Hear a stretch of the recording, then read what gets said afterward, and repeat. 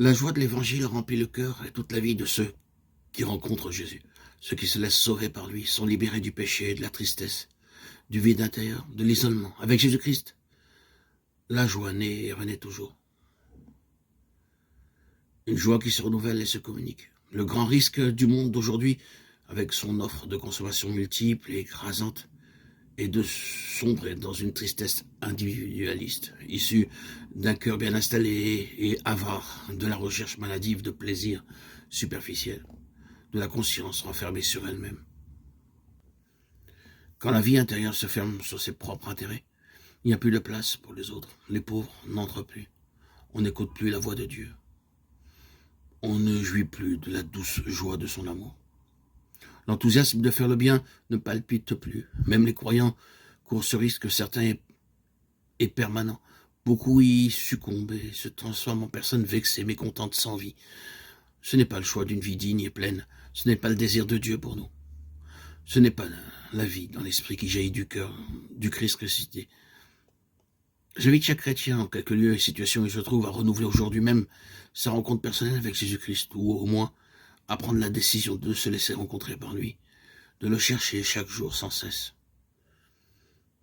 Il n'y a pas de motif pour lequel quelqu'un puisse penser que cette invitation n'est pas pour lui, parce que personne n'est exclu de la joie que nous apporte le Seigneur. Celui qui risque, le Seigneur ne le déçoit pas. Et quand quelqu'un fait un petit pas vers Jésus, il découvre que celui-ci attendait déjà sa venue à bras ouverts. C'est le moment pour dire à Jésus-Christ, Seigneur, je me suis laissé tromper de 1000 manières. J'ai fui ton amour. Cependant, je suis ici une fois encore pour renouveler mon alliance avec toi. J'ai besoin de toi. Rachète-moi de nouveau, Seigneur. Accepte-moi encore une fois entre tes bras rédempteurs. Cela nous fait tant de bien de revenir à lui quand nous nous sommes perdus.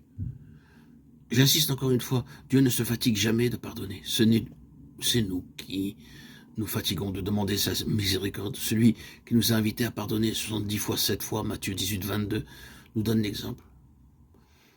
Il pardonne 70 fois, 7 fois. Il revient nous charger sur ses épaules, une fois après l'autre.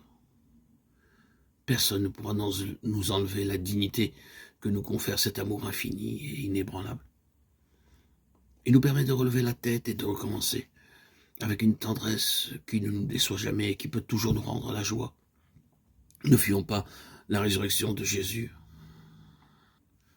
Ne nous donnons jamais pour vaincus. Advienne que pourra. Rien ne peut davantage que sa vie qui nous pousse en avant.